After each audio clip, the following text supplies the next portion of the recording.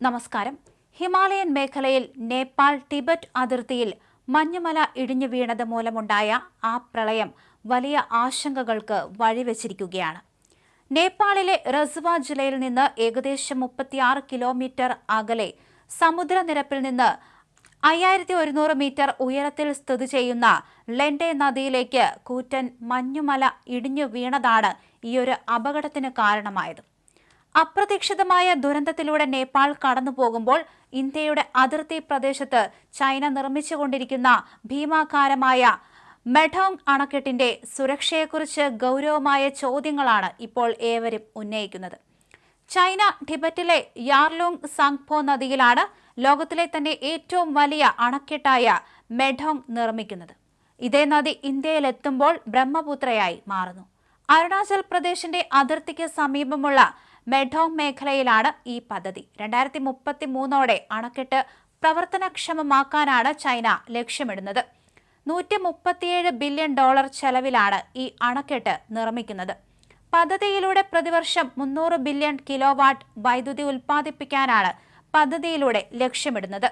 ഇതിലൂടെ 30 കോടി ജനങ്ങൾക്ക് വൈദ്യുതി നൽകാൻ കഴിയുമെന്നാണ് ചൈനയുടെ അവകാശവാദം.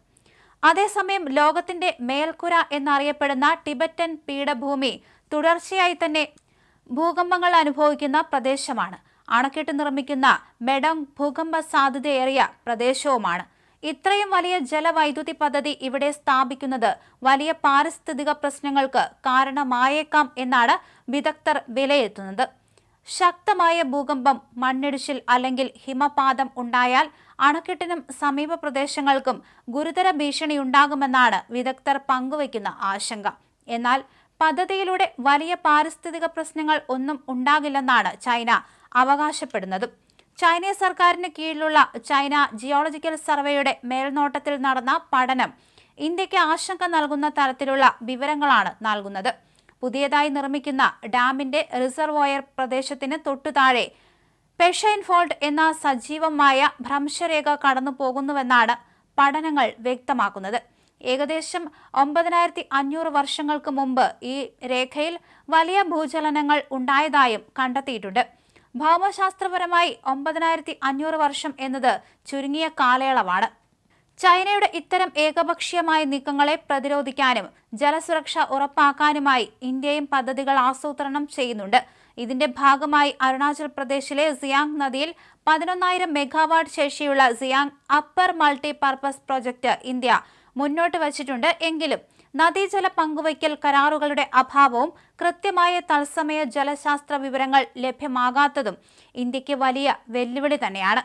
നേപ്പാൾ ദുരന്തത്തിൽ ചൈന മുൻകൂട്ടി മുന്നറിയിപ്പ് നൽകാത്തത് വലിയ വിമർശനങ്ങൾക്ക് ഇടയാക്കിയിട്ടുണ്ട്. ഭാവിയിൽ ഇന്ത്യയുടെ വടക്കുകിഴക്കൻ പ്രദേശങ്ങളിലും ഇതേ ദുരന്തം ആവർത്തിക്കാനുള്ള സാധ്യത നയതന്ത്രജ്ഞരും വിദഗ്ധരും തള്ളിക്കളയുന്നില്ല. കാരണം മെഡോങ് അണക്കെട്ട് അവരുടെ കാഴ്ചപ്പാടിൽ ഒരു ജലബോംബാണ്.